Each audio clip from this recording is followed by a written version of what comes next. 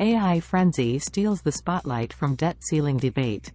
It wasn't that long ago that I said to forget about the debt ceiling debate because the Nasdaq is the true star in the room. That was on display yesterday as the artificial intelligence frenzy pushed the market higher.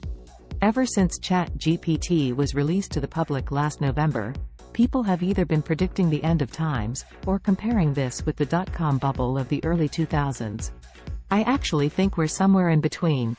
The dot-com bubble was partially triggered by the rapid emergence of over 4,000 companies within a short time frame, each going public through an initial public offering, IPO, only to demonstrate minimal profits once the blackout investor period concluded.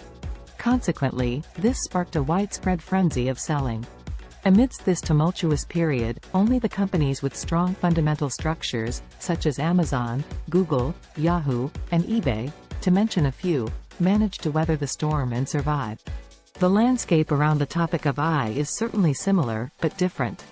The rush to invest in a somewhat unproven landscape is driving prices to unsustainable levels. That said, Microsoft, Google, and Nvidia are well-established companies, and this is an add-on service to their business. I would be talking more about an AI bubble if we had 4,000 AI-specific companies all going through an IPO. We could certainly see a peak in the AI craze, and we could see some companies fall. But for now, it's best to keep trading with the trend. I'd rather be investing in tech right now than the regional banks, but that's just me. If you want to get into the AI game, there are other well-known companies that don't make the headlines as much.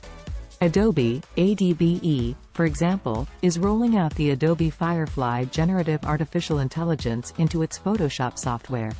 Its stock rose 7% on the news. I hope it goes without saying, but just because I said to trade with the trend doesn't mean you throw out proper money management rules and your own analysis for the AI-related companies you trade. The market is closed on Monday.